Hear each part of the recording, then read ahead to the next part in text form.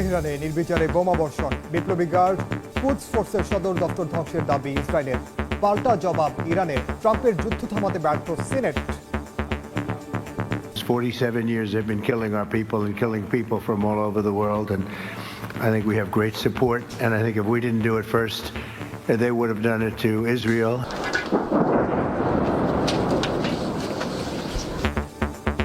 লেবাননের দক্ষিণাঞ্চলে দফায় দফায় হামলা ইসরায়েলের, নিহত 6।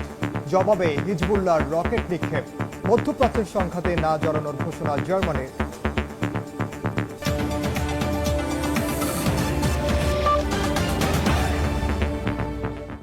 আন্তর্জাতিক সময়ের সঙ্গে আছি আমি ওমরিন। ইরানের রাজধানী তেহরানে ব্যাপক হামলা চালিয়েছে ইসরায়েল। হামলায় আইআরজিসি কুদস ফোর্সের সদর দপ্তর, ব্যালিস্টিক ক্ষেপণাস্ত্র উৎক্ষেপণ ব্যবস্থা ধ্বংসের দাবি করেছে আইডিএফ। ইরানের পাশাপাশি হামলা চালিয়েছে লেবাননেও। এদিকে ভারত মহাসাগরে ইরানি যুদ্ধজাহাজে মার্কিন হামলায় 87 সেনা নিহত হয়েছেন। যুদ্ধজাহাজে হামলায় যুক্তরাষ্ট্রকে চড়া মূল্য দিতে হবে বলে হুঁশিয়ারি দিয়েছে ইরান।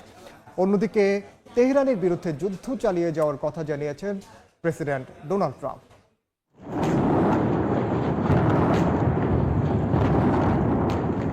ইরানের রাজধানী তেহরান সহ বিভিন্ন স্থানে হামলা অব্যাহত রেখেছে ইসরায়েল ও যুক্তরাষ্ট্র। নেতানিয়াহু বাহিনীর দাবি, বুধবার রাতভর ইরানের মধ্য ও পশ্চিমাঞ্চলে চালানো বিমান হামলায় ব্যালিস্টিক ক্ষেপণাস্ত্র ভান্ডারের ডজনখানেক স্থাপনা ধ্বংস করা হয়েছে। তেহরানের পূর্বাঞ্চলে একটি সামরিক কমপ্লেক্সে কমান্ড সেন্টার লক্ষ্য করে আঘাতের কথাও জানানো হয়েছে, যেখানে আইআরজিসি, কুদস ফোর্স ও অন্যান্য নিরাপত্তা ইউনিটের সদর দপ্তর ছিল বলে দাবি আইডিএফ এর। ইরানের কোম শহরে ব্যালিস্টিক ক্ষেপণাস্ত্র উৎক্ষেপণ ব্যবস্থাতেও হামলা চালানো হয়েছে। রাত পেরিয়ে সকালেও তেহরান ও কারাজে বিস্ফোরণের শব্দ শোনা গেছে। হামেদান প্রদেশে ইসরায়েলের হারমিস ড্রোন ভূপাতিতের দাবি করেছে তেহরান। তেলাবিব ওয়াশিংটনের হামলায় ইরানে বিদ্যুৎ ও পানি সরবরাহ বাধাগ্রস্ত হচ্ছে বলে জানানো হয়েছে।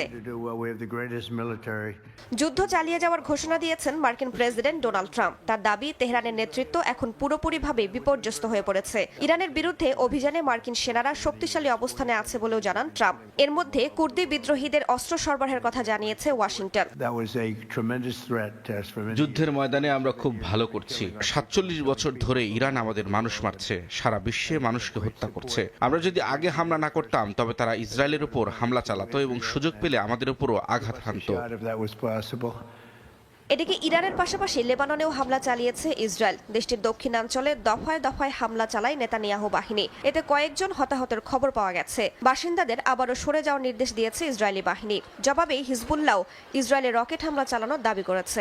লেবাননে ইরানি দূতাবাসে হামলা হলে বিশ্বজুড়ে ইসরায়েলি দূতাবাসে আঘাত হানা হবে বলে সতর্ক করেছে তেহরান। পাল্টা জবাব দিচ্ছে ইরানও। বৃহস্পতিবার ভোরে ইসরায়েলে একের পর এক ক্ষেপণাস্ত্র ছোড়া হয়, যদিও তা প্রতিহতের দাবি করেছে ইসরায়েলি সেনাবাহিনী। এ সময় সাইরেন বেজে উঠলে লাখ লাখ বাসিন্দা বাংকারে আশ্রয় নেন। ওমান উপকূল ও দুবাইয়ের কাছে তেলবাহী ট্যাঙ্কার, কন্টেইনার জাহাজেও হামলার খবর পাওয়া গেছে। ইরাকের বাগদাদে মার্কিন দূতাবাসের কাছে সাইরেন শোনা গেছে। নাগরিকদের দেশটি ছাড়তে বা নিরাপদ আশ্রয়ে যেতে নির্দেশ দিয়েছে ওয়াশিংটন। যুক্তরাজ্য, বাহরাইন থেকে দূতাবাসের কিছু কর্মী সাময়িকভাবে প্রত্যাহার করেছে। ব্রিটিশ প্রতিরক্ষা মন্ত্রণালয় জানিয়েছে, সাইপ্রাসের ঘাঁটি লক্ষ্য করে ছোড়া ড্রোন ইরান থেকে উৎক্ষেপণ হয়নি। এদিকে তুরস্কে ক্ষেপণাস্ত্র নিক্ষেপের অভিযোগ অস্বীকার করেছে ইরানের সশস্ত্র বাহিনী। এর আগে ইরান থেকে তুরস্কে ক্ষেপণাস্ত্র ছোড়া হয়েছিল বলে জানিয়েছে আঙ্কারা। তবে ক্ষেপণাস্ত্রটি ন্যাটোর প্রতিরক্ষা ব্যবস্থা ভূপাতিত করে বলে জানা গেছে। সময় সংবাদ। মূলত ষষ্ঠ দিনে এখন পর্যন্ত ইসরায়েল এবং ইরানের সঙ্গে, যেখানে যুক্তরাষ্ট্রও জড়িত, সেই যুদ্ধ চলছে এবং যুদ্ধে হতাহতের সংখ্যা কিন্তু দিন দিন বাড়ছে। এখন পর্যন্ত 1000-এর বেশি মানুষের প্রাণহানি হয়েছে শুধুমাত্র ইরানের। আর এর মধ্যে ডোনাল্ড ট্রাম্প বলেছেন তিনি এখন পর্যন্ত 2000-এর বেশি স্থাপনায় হামলা হয়েছে, যেটি গতকাল বলেছিলেন। কিন্তু পরবর্তীতে বিভিন্ন যে মানবাধিকার সংস্থাগুলো রয়েছে তারা বলছে যে 2000-এর বেশি স্থাপনায় হামলা হলেও তার মধ্যে 105টির বেশি স্থাপনা ছিল আসলে বেসামরিক এবং 600-র মতো ডকুমেন্টেড বা একেবারে সুনির্দিষ্ট তারা একেবারে বেছে বেছে হামলা চালিয়েছে, যেগুলো তারা দাবি করছে হয় সামরিক স্থাপনা অথবা ইরানের কর্মকর্তা যারা বিভিন্ন জায়গায় আছেন সেই লক্ষ্যবস্তুগুলো আসলে লক্ষ্য করেই তারা হামলা চালিয়েছে। একেবারে ইরান ইসরায়েল যুদ্ধের সবশেষ তথ্যগুলো আমরা আপনাদের জানিয়ে দিতে চাই। আমরা দেখতে পাচ্ছি এখন পর্যন্ত এই ষষ্ঠ দিনে এসে মধ্যপ্রাচ্যের যে সংঘাত, সেটি তেহরানে ইসরায়েলের যে তাণ্ডব, সেটি কিন্তু এখন পর্যন্ত অব্যাহত রয়েছে। একইভাবে আমরা দেখেছি লেবাননেও ইসরায়েল এবং যুক্তরাষ্ট্র তাদের হামলা সম্প্রসারিত করেছে। বিপ্লবী গার্ড কোস্ট ফোর্সের সদর দফতর ধ্বংসের দাবি করা হয়েছে ইসরায়েলের পক্ষ থেকে, যেমনটি একটু আগে আমরা প্রতিবেদন পড়ছিলাম। এবং এখানে একটি বড় বিষয়, ইরানি কুর্দি বিদ্রোহীদের অস্ত্র দেবে যুক্তরাষ্ট্র। যুক্তরাষ্ট্র এখন চাইছে ইরানের মধ্যে থাকা এমনকি ইরাকের যেসব বিদ্রোহী কুর্দি গোষ্ঠী রয়েছে তাদেরকে এই বর্তমান শাসক গোষ্ঠীর বিরুদ্ধে কিভাবে আবারও যুদ্ধে নামানো যায় সে একটি চেষ্টা করতে। আমরা এর আগে দেখেছি গেল ডিসেম্বরেও কিন্তু ইরানে সরকার বিরোধী একটি ব্যাপক বিক্ষোভ হয়েছিল, সেটি ছিল অর্থনৈতিক মন্দার জেরে। মূলত সেই কারণে সেই চেষ্টাটি কিন্তু আমরা দেখেছি যে আসলে সফল হয়নি। পরবর্তীতে সেই বিক্ষোভ দমন করা হয়েছে, যদিও সেই বিক্ষোভে অনেক প্রাণহানির ঘটনা ঘটেছে। কিন্তু নতুনভাবে কুর্দি বিদ্রোহী যারা রয়েছেন তাদেরকেও আসলে এই যুদ্ধে ব্যবহার করা হতে পারে বলে এমন আভাস পাওয়া যাচ্ছে। এবং মার্কিন প্রেসিডেন্ট ডোনাল্ড ট্রাম্প সেটা কিন্তু সরাসরি তিনি বলেছেন। এবং ইরানও কিন্তু বসে নেই, ইরানও পাল্টা আঘাত চালাচ্ছে। বিশেষ করে মার্কিন একটি তেলবাহী ট্যাঙ্কারে হামলা করেছে। তারা বলেছে যে মূলত এটি ইউরোপ, ইসরায়েল এবং যুক্তরাষ্ট্রের দেশের মালিকানাধীন একটি তেলবাহী ট্যাঙ্কার, এবং সেখানে তারা হামলার দাবি করেছে, যদিও ক্ষয়ক্ষতির পরিমাণ এখন পর্যন্ত বিস্তারিত জানা যায়নি। এবং ইরানে বিদ্যুৎ পানির সরবরাহ ব্যবস্থা মারাত্মকভাবে ব্যাহত হচ্ছে এবং সেটি ক্ষতিগ্রস্ত হচ্ছে।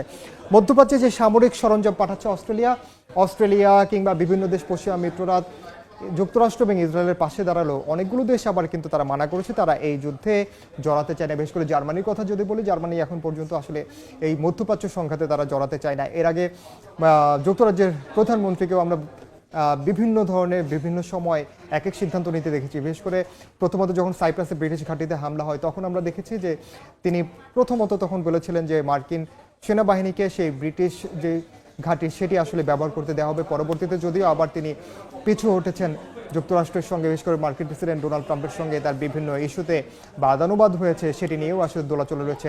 যুক্তরাজ্যের অবস্থানও আসলে এখন পর্যন্ত পরিষ্কার নয়। স্বাভাবিকভাবে মধ্যপ্রাচ্যে যে সংঘাত সেটি কিন্তু এখন পর্যন্ত অস্পষ্ট। তবে একইভাবে মার্কিন প্রেসিডেন্ট ডোনাল্ড ট্রাম্প তার নিজ দেশেই কিন্তু এই যুদ্ধের ঘোষণা দিতে গিয়ে সমালোচনার মুখে পড়েছেন। যেমন বলছি যে ইরান যুদ্ধের লাগাম টানতে প্রেসিডেন্ট ট্রাম্পের বিরুদ্ধে মার্কিন সিনেটে আনা প্রস্তাব নাকচ হয়েছে। মার্কিন প্রেসিডেন্টের ক্ষমতা সীমিত করতে সিনেটে উত্থাপিত প্রস্তাবটি পাস না হওয়ায় আবারও ব্যর্থ হলো ট্রাম্পের ক্ষমতা কমানোর প্রচেষ্টা। যুক্তরাষ্ট্র থেকে লস্কর আল মামুনের রিপোর্ট। মধ্যপ্রাচ্য জুড়ে মার্কিন সামরিক ঘাঁটি ও কূটনৈতিক স্থাপনায় ইরানের পাল্টা হামলা ভাবিয়ে তুলছে যুক্তরাষ্ট্রকে। বিশ্বব্যাপী ছড়িয়ে পড়ছে চরম উত্তেজনা, জটিল হচ্ছে পরিস্থিতি।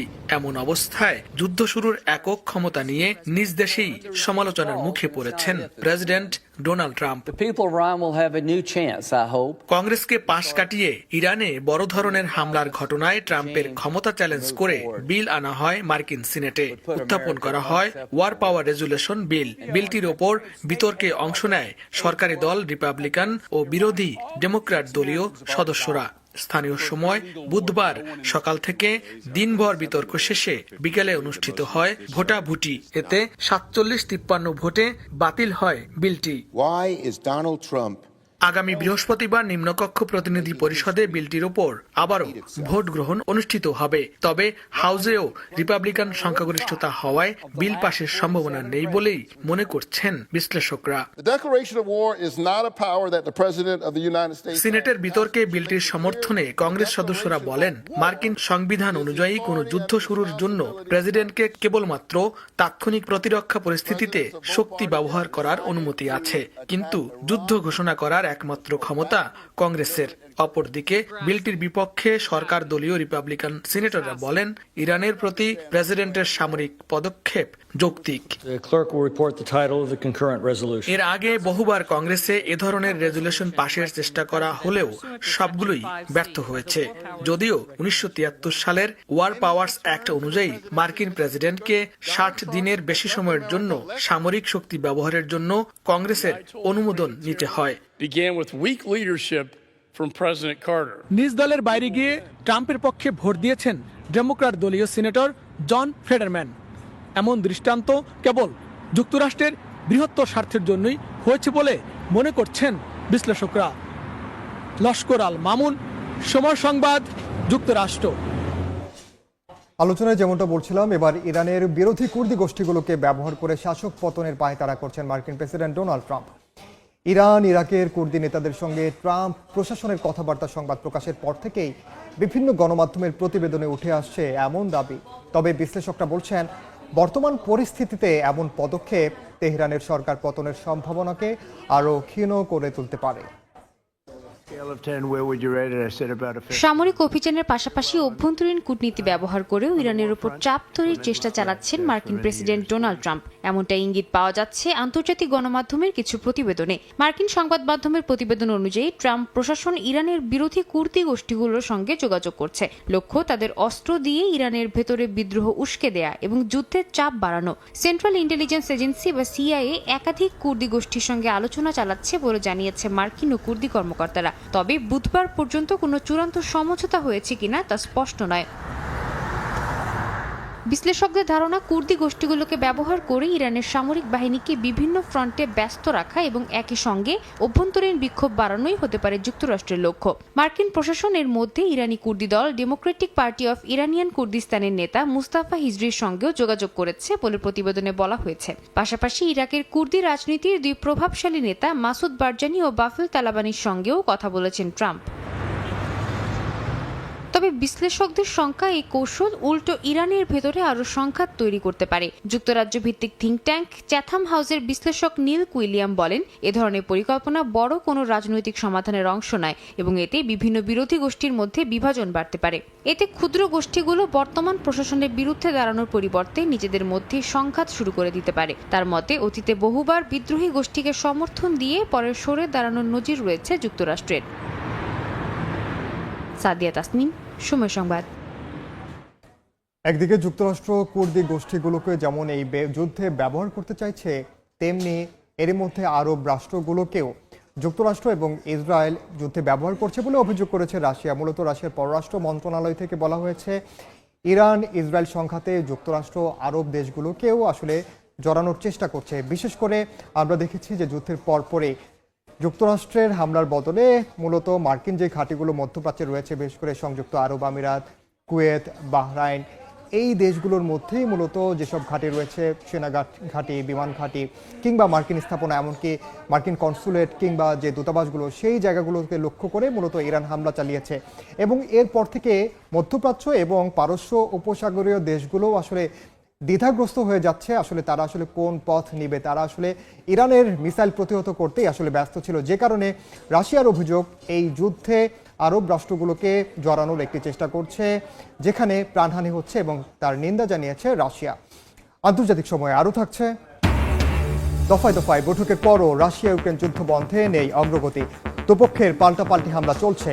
ইউরোপে গ্যাস সরবরাহ বন্ধের পরিকল্পনা পুতিনের। আবারও ইরান যুদ্ধ প্রসঙ্গ, যেমনটা বলছিলাম, মধ্যপ্রাচ্যের দেশগুলো আসলে এই সংঘাতে কোনো না কোনোভাবে জড়িয়ে পড়ছে। আজও দোহার আকাশে বিস্ফোরণ হয়েছে এবং বাহরাইন এখন পর্যন্ত 175টি মিসাইল এবং কয়েকশো ড্রোন ভূপাতিত করার আসলে দাবি করেছে। এর আগে আমরা দেখেছি কুয়েতেও হামলা হয়েছে। তবে স্বস্তির বিষয় হলো, এখন পর্যন্ত মধ্যপ্রাচ্যে যেসব বাংলাদেশি আটকে পড়েছেন তাদের অনেকেই আসলে ফিরতে শুরু করেছেন, যা আপাতত পক্ষে আসলে স্বস্তি দিচ্ছে। আমরা সে বিষয় নিয়ে আলোচনা করব। তার আগে সবশেষ তথ্যগুলো আমরা আসলে দেখে আসতে চাই এই প্রভাব নিয়ে।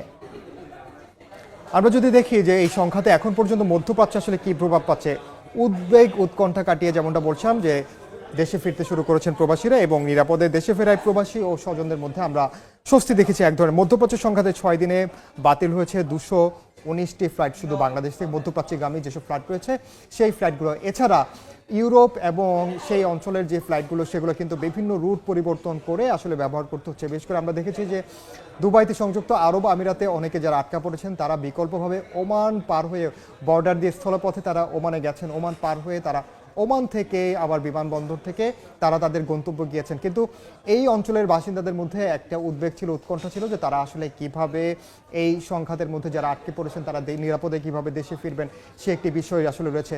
এছাড়া এখনও দেশের মধ্যেও কিন্তু যারা মধ্যপ্রাচ্যে যারা যাবেন, যারা কাজে যোগ দেবেন, তারা কিন্তু এখনও অনিশ্চয়তায় রয়েছে।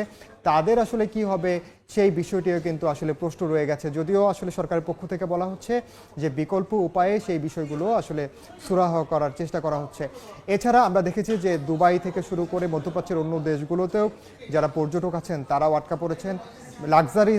লাক্সারিয়াস যে হোটেলগুলো রয়েছে সেখানে যারা অবস্থান করছিলেন তাদের অবস্থান তারা আসলে আশ্রয় নিতে বাধ্য হয়েছেন। দেখা গেছে হোটেলের যে গ্রাউন্ড রয়েছে সেই গ্রাউন্ডে গিয়ে তারা অবস্থান নিয়েছেন, সেখানেই তাদের দিন পার করতে হচ্ছে। যে কারণে আসলে এই মধ্যপ্রাচ্যের যেই সংকটটি যুদ্ধ নিয়ে সেটি একভাবে যখন যেভাবে আসলে অর্থনৈতিক তেমনি আসলে এই অস্তিত্ব লড়াইয়ের টিকে থাকার বিষয়ে আর হরমুজ প্রণালী বন্ধ করার বিষয়টি যদি বলি, সে কারণে আসলে সেখানে কিন্তু মধ্যপ্রাচ্যের দেশগুলোও কিন্তু ওতপ্রোতভাবে জড়িত। বিশেষ করে ইরান নিজেও 95% আসলে এই জ্বালানি রপ্তানি করেই মূলত তারা তাদের অর্থনীতি আসলে টিকিয়ে রেখেছে। যে কারণে এই যুদ্ধটি আসলে যত দীর্ঘায়িত হবে, সেই যুদ্ধের দীর্ঘায়িত হওয়ার সঙ্গে সঙ্গে সংকট আরও বাড়ার আসলে একটি শঙ্কা রয়েছে। এবং যেমনটি বলছিলাম, মধ্যপ্রাচ্যের অন্য দেশগুলোতে প্রভাব পড়লেও আসলে সংযুক্ত আরব আমিরাতে, দুবাই আসলে কিছুটা ভিন্ন। ইরান ইসরায়েল সংঘাত ঘিরে 6ষ্ঠ দিনে এসে পারস্য উপসাগরীয় দেশগুলোতে অনেকটাই কমতে শুরু করেছে উত্তেজনা। কেবলমাত্র সংযুক্ত আরব আমিরাতের কথা বলা যায় এবং সেখানে পরিস্থিতি স্বাভাবিক হতে শুরু করেছে। এতে জনমনে স্বস্তি ফিরেছে কিছুটা। আবুধাবি ও দুবাই থেকে কয়েকটি বিশেষ ফ্লাইটে দেশে ফিরেছেন আটকে পড়া বাংলাদেশিরা। দুবাই থেকে শিবলি আল সাদিকের রিপোর্ট।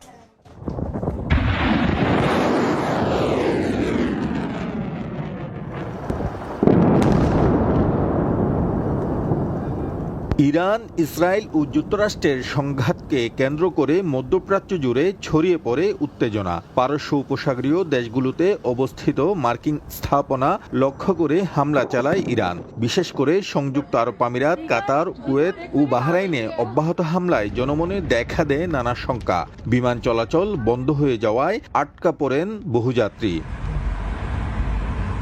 তবে যুদ্ধের 6ষ্ঠ দিনে আরব আমিরাতে ধীরে ধীরে ফিরতে শুরু করেছে স্বাভাবিক পরিস্থিতি পুরোপুরি স্বাভাবিক না হওয়া পর্যন্ত আটকে পড়া যাত্রীদের ভিসা ওভারস্টে জরিমানা মওকুফ করা হয়েছে। ধীরে ধীরে স্বাভাবিক অবস্থায় ফিরছে বিমান চলাচল। বিশেষ ব্যবস্থায় দেশে ফিরছেন অনেক প্রবাসী বাংলাদেশি। ফলে কিছুটা স্বস্তির নিঃশ্বাস ফেলতে শুরু করেছেন বাসিন্দারা। অচিরেই সংকট কেটে যাবে বলে মনে করছেন তারা। প্রবাসীরা বলছেন, নির্বিঘ্নে কাজে মনোযোগ দিতে ঈদের আগে গতি আসবে রেমিটেন্সে। যারা ব্যবসা বাণিজ্য করে তারা তো ব্যবসা যদি না চলে তাহলে এমপ্লয়ীদের খরচটা কিভাবে দিবে? সো এই ক্ষেত্রে এমপ্লয় যারা আছে, যারা কোম্পানিকে সহযোগিতা করবে, কোম্পানি এমপ্লয়কে সহযোগিতা করবে, আমরা একজন আরেকজনকে সহযোগিতা করব। বিশ্লেষকরা মনে করছেন, চলমান সংঘাতে বৈশ্বিক অর্থনীতিতে বড় ধরনের প্রভাব পড়বে। বিশেষ করে জ্বালানি বাজার, শিপিং রুট ও বৈদেশিক শ্রমবাজারে অস্থিরতার ছাপ দেখা দিতে পারে। ইরানও চাইছে এই বোমাবাজি বন্ধ হোক এবং সেটা বন্ধ করার জন্য তারা উপসাগরে তাদের বন্ধুত্বপূর্ণ যেসব রাষ্ট্র রয়েছে, সংযুক্ত আরব আমিরাত, কাতার, বাহরাইন, কুয়েতে কিছু কিছু মার্কিন ঘাঁটিতে হামলা করছে এই দেশগুলোকে দিয়ে মার্কিন যুক্তরাষ্ট্রের উপর চাপ সৃষ্টি করার জন্য। চলমান সংঘাতের পাল্টাপাল্টি হামলা অব্যাহত রয়েছে। গুরুত্বপূর্ণ নৌপথ, হরমুজ প্রণালী ও আশেপাশে থাকা একাধিক জাহাজ ক্ষতিগ্রস্ত হওয়ার খবর পাওয়া গেছে। কাতারেও একাধিক হামলায় রাষ্ট্রীয় জ্বালানি স্থাপনা ক্ষতিগ্রস্ত হয়েছে। নতুন করে আরও 3টি ব্যালিস্টিক ক্ষেপণাস্ত্র ভূপাতিত করেছে আমিরাতের প্রতিরক্ষা ব্যবস্থা। শিবলি আল সাদিক, সময় সংবাদ, সংযুক্ত আরব আমিরাত। মধ্যপ্রাচ্য থেকে জরুরি ভিত্তিতে ফিরিয়ে নেওয়া হচ্ছে শত শত ইউরোপীয় নাগরিককে। মার্কিন ও ইসরায়েলি হুমকির মধ্যে আটকে থাকা স্প্যানিশ, পর্তুগিজ, বুলগেরিয়ান ও ডাচ নাগরিকরা দেশে ফিরছেন। অনেকেই মধ্যপ্রাচ্যে থাকাকালীন সময়ের যুদ্ধের অভিজ্ঞতা জানিয়েছেন।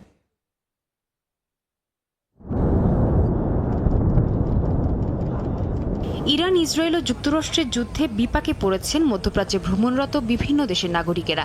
এরই মধ্যে নিজেদের নাগরিকদের ফেরত নিতে কাজ শুরু করেছে বিভিন্ন দেশ। স্থানীয় সময় বুধবার মধ্যপ্রাচ্য থেকে 171 স্প্যানিশ নাগরিককে সামরিক বিমানে স্পেনে পাঠানো হয়। টরিজন সামরিক বিমান ঘাঁটিতে তাদের গ্রহণ করার পরিকল্পনা রয়েছে। লিসবন বিমানবন্দরে বুধবার রাতে পৌঁছান 122 পর্তুগিজ। দুবাই থেকে বাণিজ্যিক ফ্লাইটে দেশে ফেরেন তারা। বিমানবন্দরের হল থেকে বেরিয়ে জানান, পরিবারের কাছে ফেরার আনন্দ থাকলেও মধ্যপ্রাচ্যের যুদ্ধ পরিস্থিতি এখনও তাদের আতঙ্কিত করছে। অনেকেই নিজেদের ভয়াবহ অভিজ্ঞতার কথা তুলে ধরেন। এরকম পরিস্থিতিতে শান্ত থেকে নিজেদের নিরাপত্তা আশা করা ছাড়া আর কোনো উপায় নেই। প্রথম রাতগুলোতে আমাদের হোটেলের বাংকারে ঘুমাতে হয়েছিল। শেষ দিন চোখের সামনে ড্রোন ও ক্ষেপণাস্ত্র হামলাও দেখেছিলাম আমরা। নিজ দেশের নাগরিকদের ফেরত নিতে মধ্যপ্রাচ্য থেকে 3টি প্রত্যাবাসন ফ্লাইট চালাচ্ছে বুলগেরিয়া। বুধবার 18 যাত্রী নিয়ে ভেরনায় অবতরণ করে প্রথম ফ্লাইট।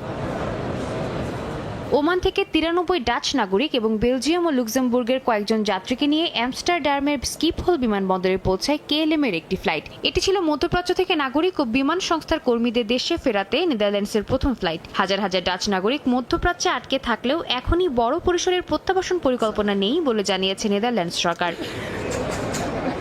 সাদিয়া তাসনিম, সময় সংবাদ। আন্তর্জাতিক সময় আরও থাকছে। গেঞ্জি আন্দোলনের পর নেপালে প্রথমবার সাধারণ নির্বাচনের ভোট গ্রহণ। সারা দেশে নিরাপত্তা জোরদার, 3.5 লাখ সদস্য মোতায়েন। ইরান যুদ্ধের প্রভাবে জ্বালানির দাম ঊর্ধ্বমুখী থাকলে বিশ্ববাজারে নিত্যপণ্যের দাম আরও বাড়তে পারে বলে সতর্ক করেছেন বাজার বিশ্লেষকরা। এদিকে বড় পতনের পর কিছুটা ঘুরে দাঁড়িয়েছে এশিয়ার পুঁজি বাজার। আর মুদ্রা বাজারে ঊর্ধ্বমুখী ডলারের দর স্থিতিশীল হওয়ায় কিছুটা স্বস্তি মিলেছে ইউরোতে। ইরানের সঙ্গে মার্কিন ইসরায়েল যুদ্ধ দীর্ঘস্থায়ী হওয়ার শঙ্কায় অস্থির বৈশ্বিক অপরিশোধিত জ্বালানি তেল ও গ্যাসের দাম। বিশ্বের 20% জ্বালানি পরিবহনের জলপথ হরমুজ প্রণালী দীর্ঘদিন বন্ধ থাকার উদ্বেগের মুখে বৃহস্পতিবার সকালে ব্রেন্ট ক্রুডের দাম 2% বেশি বেড়ে ব্যারেল প্রতি $83 আর মার্কিন ওয়েস্ট টেক্সাস ইন্টারমিডিয়েটের দাম ব্যারেল প্রতি 2.5% বেশি বেড়ে দাঁড়ায় $76.07। যুদ্ধ শুরুর পর জ্বালানি তেলের দাম এখন পর্যন্ত 12% বেড়েছে। যুক্তরাজ্যের বাজারে গ্যাসের দাম 60%-এরও বেশি বেড়ে গেছে। তেল গ্যাসের দাম এমন ঊর্ধ্বমুখী থাকলে বাজারে নিত্যপণ্যের দাম আরও বাড়তে পারে বলে সতর্ক করেছেন বিশেষজ্ঞরা। এদিকে বড় পতনের পর কিছুটা ঘুরে দাঁড়িয়েছে এশিয়ার পুঁজিবাজার। জাপান বহির্ভূত এশিয়া প্রশান্ত মহাসাগরীয় অঞ্চলের বড় সূচক MSCI বেড়েছে প্রায় 3%। বড় পতন কাটিয়ে দক্ষিণ কোরিয়ার কসপি সূচক 10.4% বেড়েছে, আর জাপানের নিক্কে বেড়েছে প্রায় 3%। চীনের ব্লু চিপ সূচক প্রায় 1% আর সাংহাই কম্পোজিট সূচক 0.4% বেড়েছে। তবে ভূ রাজনৈতিক ঝুঁকি বাড়লে এশিয়ার পুঁজিবাজারের এমন অবস্থা স্থায়ী হবে না বলে মনে করেন বাজার বিশ্লেষকরা। তবে জ্বালানির সরবরাহ স্বাভাবিক না হওয়া পর্যন্ত সতর্ক অবস্থানে থাকতে হবে বিনিয়োগকারীদের। ঊর্ধ্বমুখী ডলারের দাম স্থিতিশীল হয় কিছুটা স্বস্তিতে ইউরো। বর্তমানে ডলার সূচকের মান দাঁড়িয়েছে 98.82 আর প্রতি ইউরোর দর স্থির হয়েছে $1.16 আর স্টার্লিং $1.33। অবশ্য সপ্তাহ ব্যবধানে ডলারের মান এখনও 1% বেশি রয়েছে। চলমান ভূরাজনৈতিক উত্তেজনায় নিরাপদ বিনিয়োগের মাধ্যম হিসেবে ঊর্ধ্বমুখী স্বর্ণের দাম 0.8% বেড়ে আউন্স প্রতি ঠেকেছে $5,177। ইয়ানুর শিফাত, সময় সংবাদ। যুদ্ধের জেরে বড় তেল শোধনাগারগুলোকে ডিজেল ও পেট্রোল রপ্তানি সাময়িকভাবে স্থগিত করার নির্দেশ দিয়েছে চীন। বৃহস্পতিবার ব্লুমবার্গের এক প্রতিবেদনে এ তথ্য জানানো হয়, যেখানে বলা হয়েছে বেজিংয়ের শীর্ষ অর্থনৈতিক পরিকল্পনা সংস্থা ন্যাশনাল ডেভেলপমেন্ট অ্যান্ড রিফর্ম কমিশনের কর্মকর্তারা তেল শোধনাগারগুলোকে প্রতিনিধিদের সঙ্গে বৈঠক করেছেন। সেখানে পরিশোধিত জ্বালানি পণ্য রপ্তানি সাময়িকভাবে বন্ধ রাখার নির্দেশ দেওয়া হয়। শোধনাগারগুলোকে নতুন কোনো রপ্তানি চুক্তি না করার জন্য এবং এরই মধ্যে চূড়ান্ত হওয়া চালান বাতিলের জন্য আলোচনার কথা বলা হয়েছে। চীন তেলের নেট আমদানিকারক দেশ। বেজিংও জ্বালানি সরবরাহের জন্য হরমুজ প্রণালীর উপর নির্ভরশীল। বাণিজ্যের তথ্য বিশ্লেষণকারী প্রতিষ্ঠান কেপলার বলছে, গত বছর সমুদ্র পথে চীনের সরাসরি অপরিশোধিত তেল আমদানির 57% এসেছে মধ্যপ্রাচ্য থেকে।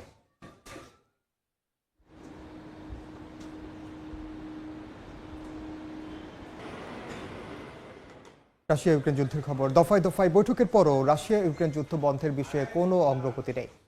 বিভিন্ন অঞ্চলে দুপক্ষের পাল্টাপাল্টি হামলা চলছে, এতে বাড়ছে হতাহতের সংখ্যা। বুধবার ইউক্রেন জুড়ে রুশ ক্ষেপণাস্ত্র ও ড্রোন হামলায় ব্যাপক ক্ষয়ক্ষতির খবর পাওয়া গেছে। বিভিন্ন ফ্রন্টে দুদেশের সেনাদের মধ্যে সম্মুখ লড়াইও অব্যাহত আছে। এমন পরিস্থিতিতে ইউরোপে গ্যাস সরবরাহ বন্ধ করে দেওয়ার কথা ভাবছেন বলে জানিয়েছেন প্রেসিডেন্ট ভ্লাদিমির পুতিন। ইউক্রেনের মাইকোলাইভ এবং স্লোভেনিয়ানস্ক শহরে ব্যাপক ড্রোন ও ক্ষেপণাস্ত্র হামলা চালিয়েছে রুশ সেনারা। মাইকোলাইভে একটি পরিবহন অবকাঠামো ও রেলওয়ে স্টেশনে চালানো হামলায় একটি যাত্রীবাহী ট্রেনে অগ্নিকাণ্ডের খবর পাওয়া গেছে। স্লোভেনিয়ানস্কে আবাসিক এলাকায় চালানো হামলায় ধ্বংসস্তূপে পরিণত হয়েছে অর্ধশতাধিক ঘরবাড়ি, মিলেছে হতাহতের খবর। স্থানীয় প্রশাসন জানিয়েছে উদ্ধারকর্মীরা এখনও ধ্বংসস্তূপের নিচ থেকে সাধারণ মানুষকে উদ্ধারের আপ্রাণ চেষ্টা চালিয়ে যাচ্ছেন।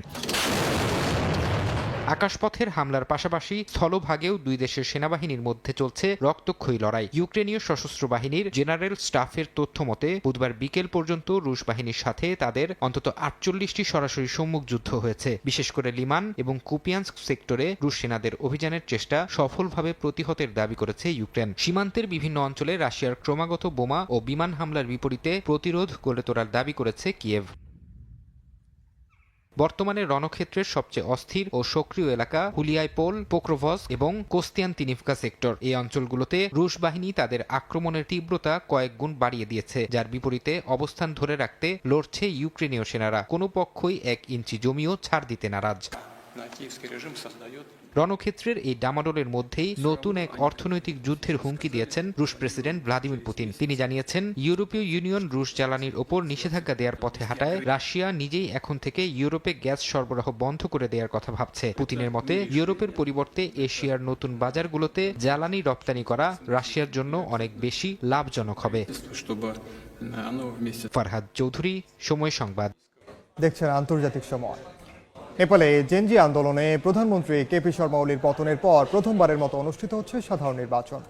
স্থানীয় সময় সকাল 7টায় শুরু হওয়া ভোট গ্রহণ চলবে বিকাল 5টা পর্যন্ত।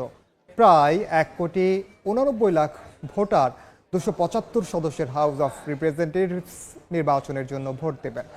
নেপালের এই নির্বাচন দুভাগে বিভক্ত। সরাসরি ভোটে 165টি আসন এবং অনুপাত ভিত্তিক ভোটে 110টি আসন। নির্বাচনকে ঘিরে সারা দেশে নিরাপত্তা জোরদার করা হয়েছে। নিরাপত্তা বাহিনীর প্রায় 3.5 লাখ সদস্য মোতায়েন করা হয়েছে দেশ জুড়ে।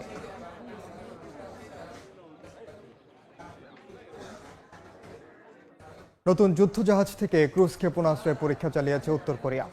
সরেজমিনে উপস্থিত থেকে সার্বিক বিষয় তদারকি করেছেন দেশটির সর্বোচ্চ নেতা কিম জং উন। বুধবার পশ্চিমাঞ্চলের ন্যাম্পো শিপইয়ার্ডে 5,000 টন ওজনের ডেস্ট্রয়ার সাগর থেকে স্থলে আঘাত হানতে সক্ষম এই ক্ষেপণাস্ত্র উৎক্ষেপণ করা হয়। পিয়ংইয়ং বলছে, নৌবাহিনীকে পারমাণবিক সক্ষমতায় এগিয়ে নেওয়ার অংশ হিসেবেই এই পরীক্ষা। নতুন এই যুদ্ধজাহাজকে দেশটির সমুদ্র প্রতিরক্ষার নতুন প্রতীক হিসেবে অভিহিত করেছেন কিম। ভবিষ্যতে একই শ্রেণীর আরও যুদ্ধজাহাজ নির্মাণ করার ঘোষণা দিয়েছেন তিনি। এদিকে পিয়ংইয়ংয়ে প্রথমবারের মতো সর্বোচ্চ নেতা কিম জং উনের একটি ভাস্কর্য উন্মোচন করা হয়েছে। খুব দ্রুতই তা সবার জন্য উন্মুক্ত করা হতে পারে বলে জানা গেছে।